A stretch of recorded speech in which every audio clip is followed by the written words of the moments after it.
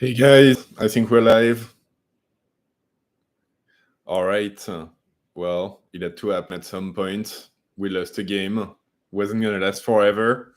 Yeah, I mean, still quite a blow. Obviously, like I don't think anyone was really expecting Botafogo to be able to come away with a win. I was expecting them to be a tough opponent. They had said publicly that they were hoping to be a tough one for us, to play defensively, to take advantage of any breaks, and yeah, to give us a tough game. And credit to them, this is exactly what they gave us.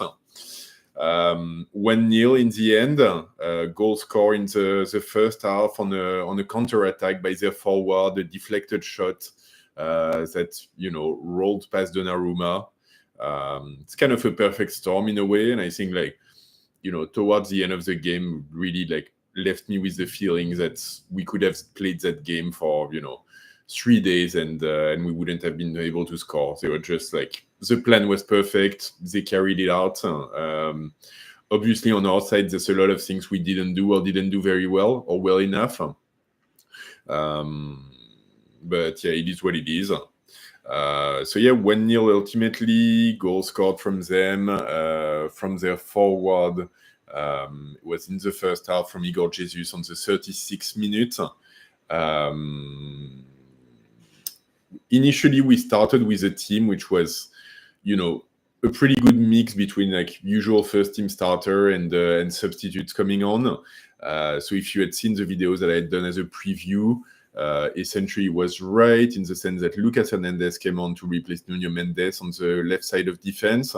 Pacho and Hakimi were on defense, but Beraldo was playing instead of Marquinhos, which wasn't really expected. And then in midfield, Warren Zaire came on for Joao Neves, but also Seni Mayulu got some game time instead of Fabian Ruiz. And then ahead, it was the same attack that had played against Atletico Madrid. So with Kvara on the left, we on the right, and Gonzalo Ramos in the middle. So yeah, I mean, ultimately, at the start of the game, it was a bit more rotation than expected, but also I definitely felt that this team was going to be strong enough to get away with a win, and ultimately that it was nice that the TTs were getting some game time in a game which was going to be more competitive than the games that we're expecting against Seattle next. Obviously, I have to eat those words. This is not what happened. I think in terms of individual performances, I will say the two standouts. Okay, I'll give 3 standouts which weren't out of this world or anywhere close to their top level. I think in defense, Pacho had a pretty solid game. Sadly, he's the one who's deflecting the shot into goal. I think it's hard to blame him for that one, honestly. He's defending, he's in contact against the attacker.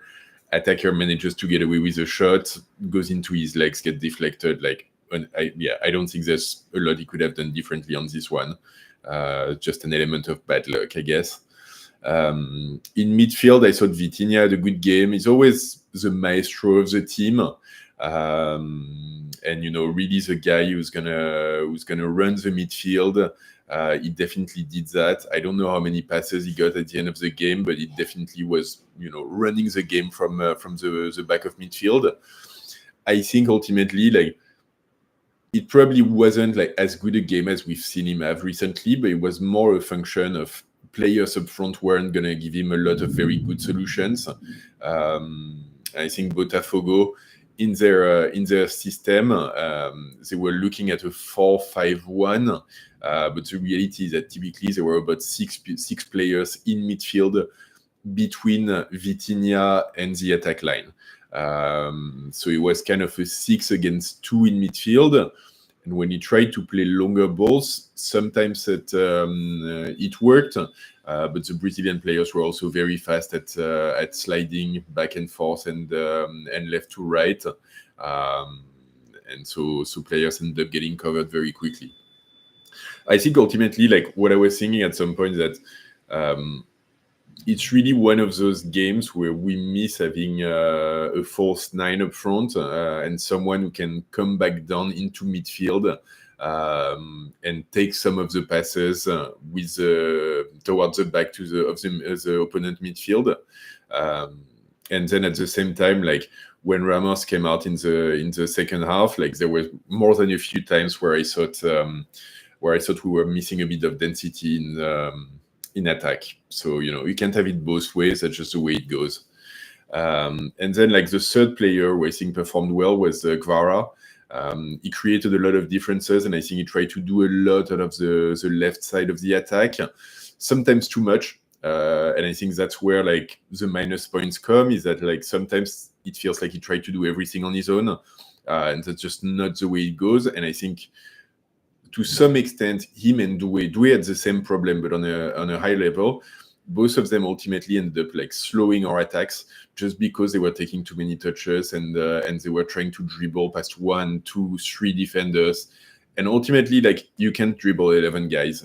So after 2 or 3, someone gets a touch, someone gets a foot on the ball, and we're not going any further. And then in terms of disappointments, the big one was Ramos. I see it already in the comment and like completely agree with this one. Very disappointing. Basically, we didn't see him on the pitch. I think at halftime he had touched the ball only 7 times. It's not the way we're playing. I know some attackers and number 9s can get away with it, but it's just not the way we're playing. And at the same time, like he didn't even like give a physical challenge to the Botafogo defense. It's like if you're not going to be participating in the build-up of play, at least you've got to be strong and kind of like push back against the defenders, be a hassle at their back, ready to jump and move them. Yeah, he wasn't even doing that. Defenders in Botafogo side were obviously like very big, like physical, meaty dudes, but still, like at least do that, and he didn't. He had one good header on a free kick at the beginning of the second half, but essentially that was it.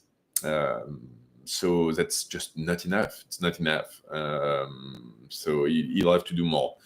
And then who else didn't perform? The 2 midfielders, the 2 TTs. Mayulu even, I think, a bit worse than Zaire Emery. Hi guys, I see SSB28. Hi.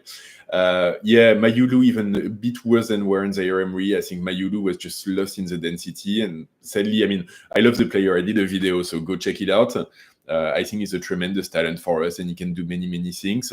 But in this game, I think his lack of experience really showed. And, if you're going up against Alan, who's played in Italy for about 45 years, who's literally like, I don't know, like 85 kg and, big boy in midfield.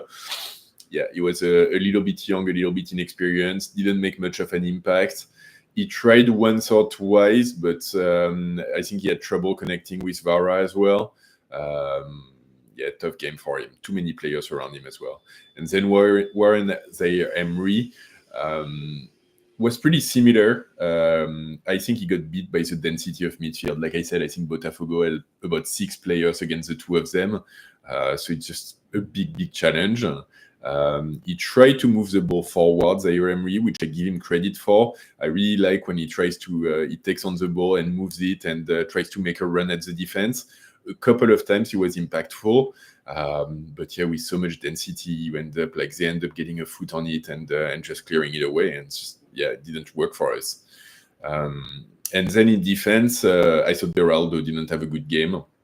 I think the goal is he's got a bit of responsibility to it. Ultimately, Pacho is closer to the player, but there's literally this one forward and like there's no other players anywhere close to the ball. So he needs to commit a little bit more, close him a little bit harder, make more of an impact. Ultimately, it's like it feels like he's standing 3 meters away from the ball, looking at it and going like, oh, should I go in there? Should I not? I don't really know. Like, I'll see how it goes. And yeah, at this level, like, no, you need to get in there and like do something. Hakimi as well, I thought was a bit disappointing. He tried to like play very much up front on the right wing. So he was typically positioned very high on the right wing.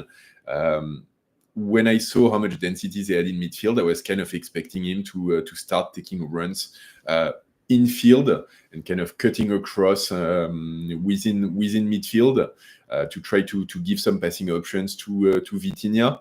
And just create some space as well. He didn't do that. I don't know if it was voluntary or not. Ultimately, and I think that's more like on the tactical side, and I'll go into that as well overall. Obviously, we had rotated some players. It very much felt like the team wasn't as comfortable moving around, switching positions, playing out of positions.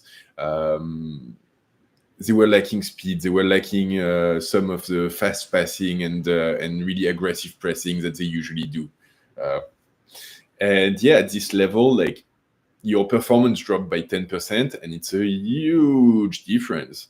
And versus a team that was so well organized and so ready for it, I guess that's enough to make a difference. So yeah, I still feel that it was a starting 11 that should have been strong enough to win the game, or at least get away with a draw.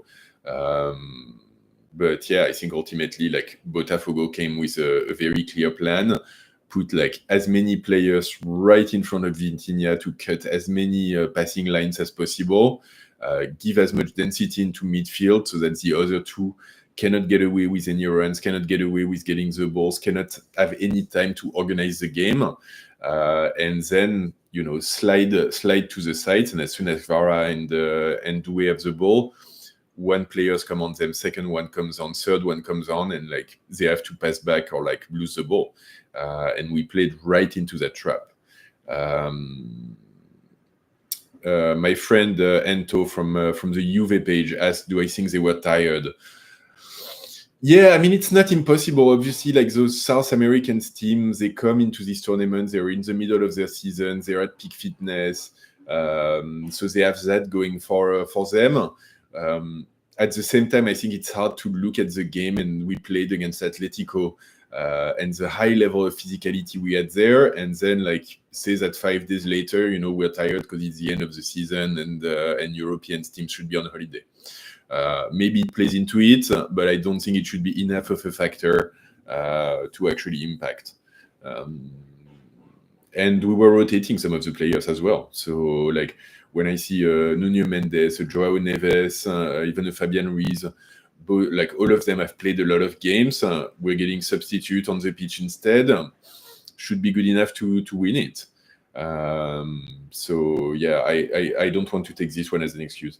The other one I want to mention, but I don't want to use as an excuse, that I thought like the refereeing was actually very bad. And I hate saying it because I hate it when like teams use it as an excuse. I think in this case it was, you know, obviously Botafogo played a defensive game, but they played a very aggressive defensive game. Sometimes very much borderline in terms of the impact that they were putting in. And I think the referee was sometimes very inconsistent in terms of the fouls that he was calling for them versus for us. Once again, I think that was their plan, so kudos for them for executing it. But I think like if we look at the actual World Cup next year, maybe there's some questions to be had, because apparently this referee is one of the top referees in the MLS.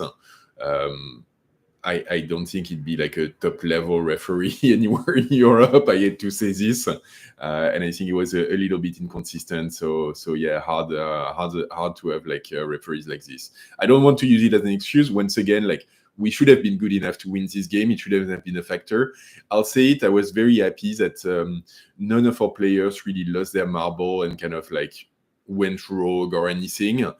Everyone kept their head to themselves, which was very good to see. We have a very young team, so I was worried at some point that someone was going to get, you know, a stupid challenge, going to get sent off, a red card out of nowhere for us, which would really have killed us. Not the case, so kudos to our players for that, and hopefully they learn from it. The ref was on our side, so we can't use that as an excuse. Yeah, I don't think he was on anyone's side, dude, but like, yeah, I don't think he had a very good game otherwise. But, you know, I'm not using it as an excuse anyway. So I think it's one of those things that you need to be able to find your way through regardless of what goes on.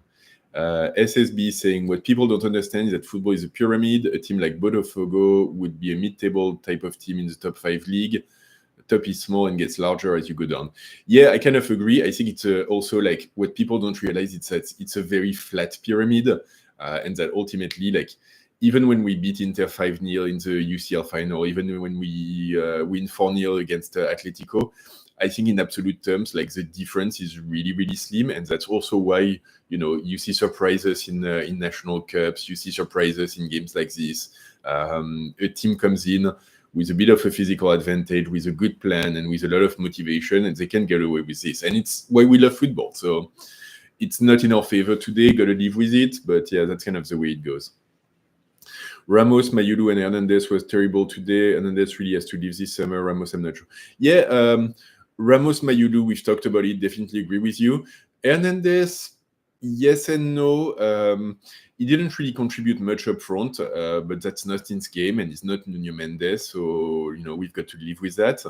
At the same time, I liked that he was one of the few players on our side who didn't hesitate to go a bit aggressive on them as well when they were like really playing rough and putting a lot of challenges and having a lot of force towards the end of the first half.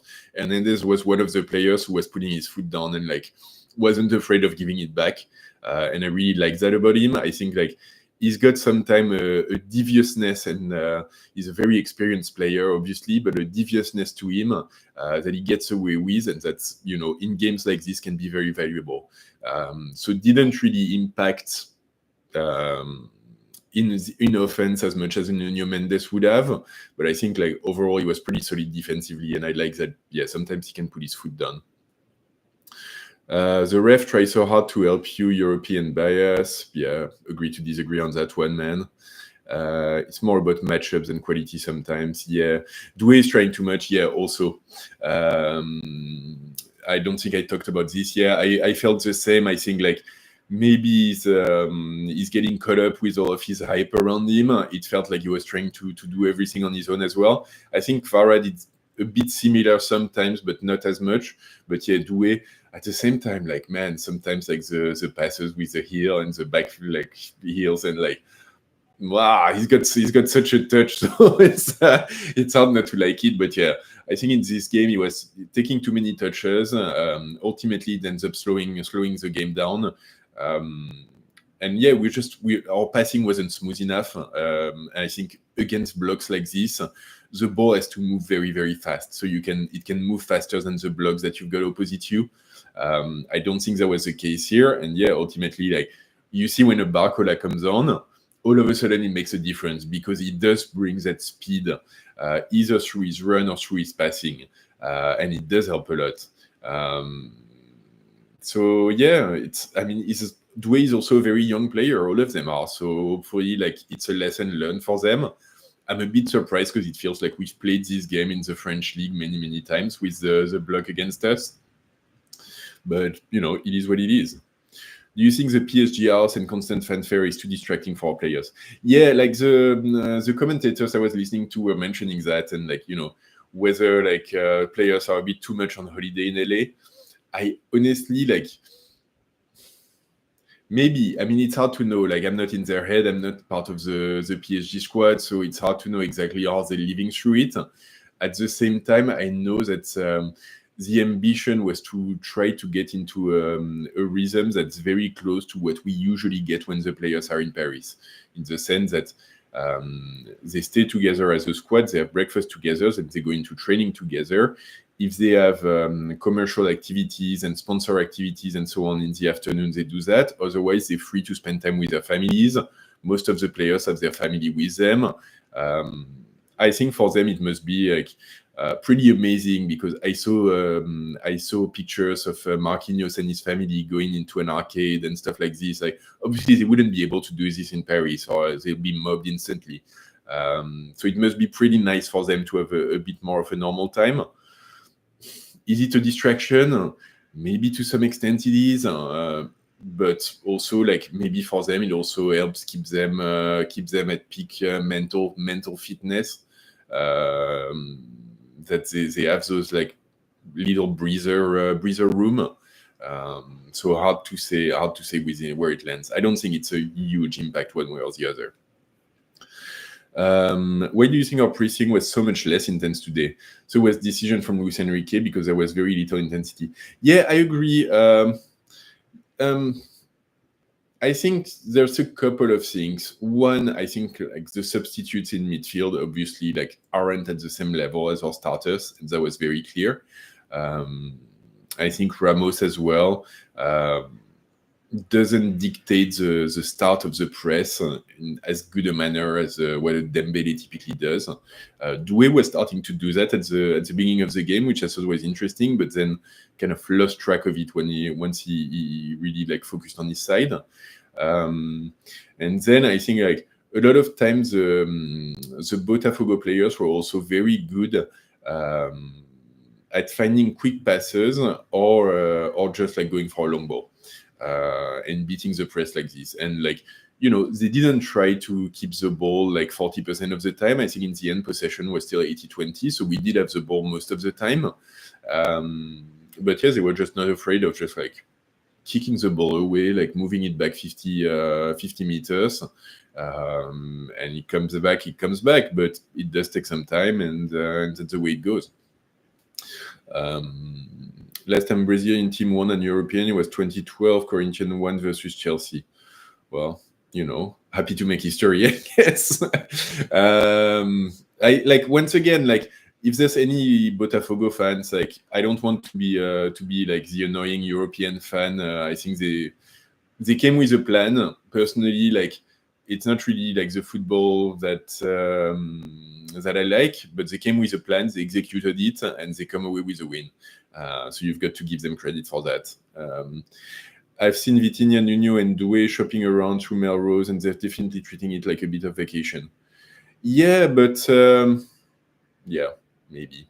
I mean, like, yeah, possibly, like, they're treating it like a bit of vacation, but at the same time, like, it's hard to blame them. Like, we are still European champions, guys,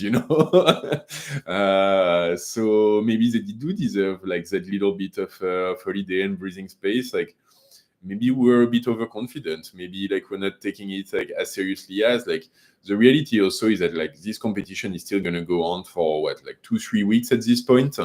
The big games will be coming. I don't think we're in any jeopardy of getting kicked out of the competition. I think after our win against Atletico, we're pretty good to move on to the next phase.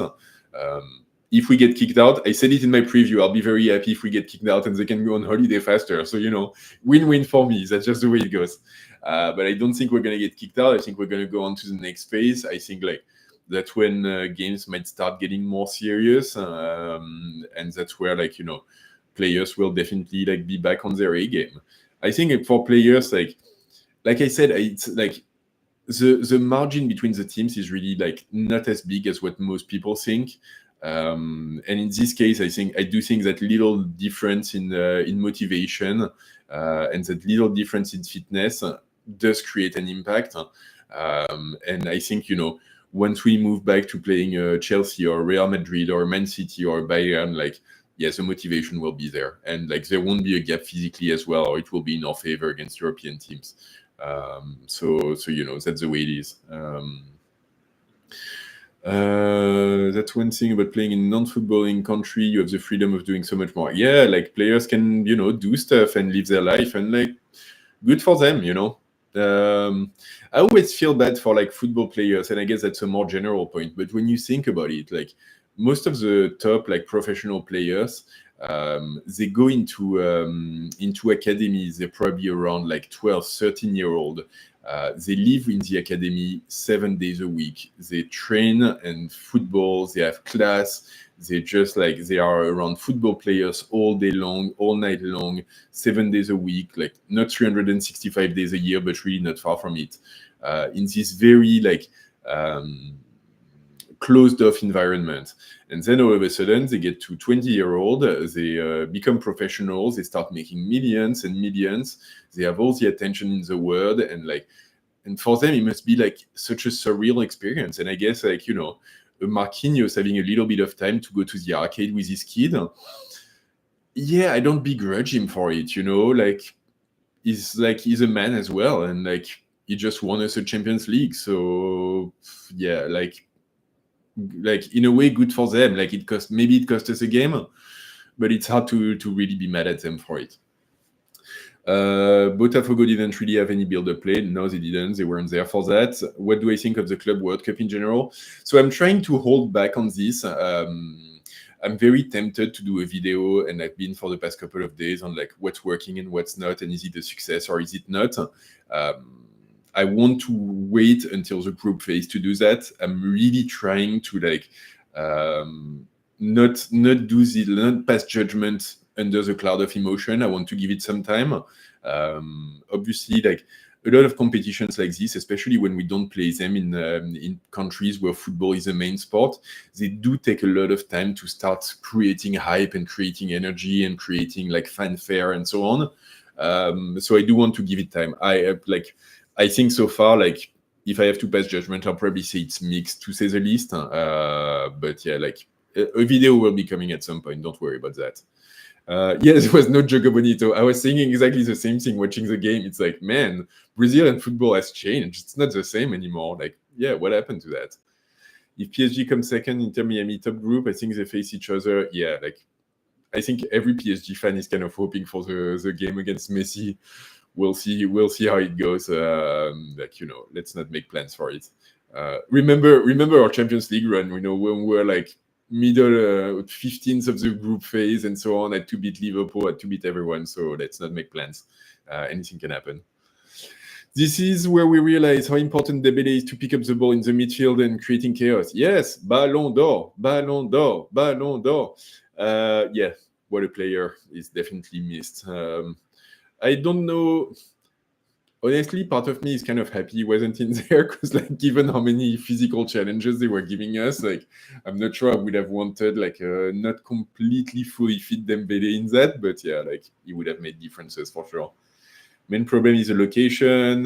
People are being too premature. It's not as bad as people say it is. Yeah, I think like that's one of the things for me, like the Club World Cup, like for a first edition. I understand that it's also there to help the US prepare for the real World Cup next year. But it would have been great for a first edition to be played in a country that's football mad to begin with. So, could we have played in Brazil or Uruguay or Argentina? Like that would have been insane. And I think like, the competition would have looked a lot differently, like straight away. So yeah, it is what it is. I mean, it's FIFA, They're not here. They're not here to. They're not here to think of the fans first. I'm Brazilian. Respect, the greatest of all times. Yeah, kudos. Big win for you guys today. Bravo. Respect. Once again, like I prefer Brazilian Joga Bonito, but kudos on the win. It's well fought, well deserved. Scheduling the games in the middle of the day on weekdays is just stupid, I think. People need to take a day off, come out. Yeah. Plus, apparently, there was the game of the NBA final going on at the same time, which is why there were less people in the stadium. It's for TV, and so people can view it. And honestly, for me, like I sit in Asia, so I was very happy to be able to watch the game. And it's not often you get to see PSG at a decent time in this part of the world. But yeah, like games. I mean, the game against Atletico in like 35-degree weather at midday. Like, how can someone think that's a good idea? I think it's more FIFA fault in the organization so far. You can't have Chelsea and LFC. Yeah, like there's stuff like this. I mean, once again, I don't want to go too far into it because like I'm trying to keep an open mind and give it some time to sort itself out. We'll definitely do a video with everything laid out at some point. Anyway, we're reaching 30 minutes. I think on the game overall, I've kind of mentioned everything that I wanted to mention. What were my thoughts on Jay as a young center back? I was very impressed with him. He's very imposing. Yeah, both center back, like very tall. They played a good game. I think for them, it's easier in a way because they played very close to their goal and they also played with a lot of density around them. So, easier to play that game versus playing Beraldo's game where you've got to cover like 40 meters on your back, where like, players might jump into once or twice in the game. But yeah, they played a strong game, simple as, and like they cleared everything. Ramos didn't have much of anything, which says something about Ramos, but also like says a lot about the Botafogo defenders and the Brazilian team. Respect Brazil, we are the best. Yeah, we'll see you in the final, man. Igor Jesus, the striker, I heard he's going to Nottingham Forest. Yeah, I mean it's Textor Ball, right? Isn't it one of his teams as well? He's gonna move players around and do the finances, shady. Well, it'd be good to see him in Europe. I guess he's on the right, and hopefully we have a rematch at some point. All right, guys, that was it for me. I've also posted a short with like my grades for the PSG players for this game. Next game, that's a good question. Let me check quickly. I think we've got like 4 or 5 days. Yeah, next game Tuesday for me, like Tuesday, like really early in the morning. So it's gonna be Monday US time. I'm guessing 3 a.m. So probably like afternoon game in the US. No, midday game in the US, but it's going to be in Seattle. So the weather is going to be a lot better for us. Cooler climate over there against Seattle. And hopefully that's a team that we should be beating easily, even with a rotated team. Knock on wood, knock on everything. But yeah, like then like 6 points, good goal difference should go through. I think like if we have the same number of points as another team, it's overall goal difference first, and then like specific goal difference. I'm not entirely sure. We'll see. Like no calculation at this point. We'll just go through and keep playing anyway. Keep racking in the money. That's what we're here for. All right, guys. Thanks so much for watching. Thanks so much for all of the comments in the chat. Really enjoyed it. My first time live. We'll have to do this again at some point. Please subscribe to the channel. I'm trying to put out video daily. I'm trying to improve on my videos as well. Trying to give everyone like really like a mix of the PSG news of the day, including Mercato. I know everyone is super hyped about that. But also, yeah, game analysis, game previews, a little bit of player previews. I did my ideal transfer window. I did a video on Seni Mayulu as well. Go check out all of this. I think it's good content, but you know, it's like obviously. So yeah, thanks for watching, and I'll talk to all of you soon. Please subscribe. And ici c'est Paris.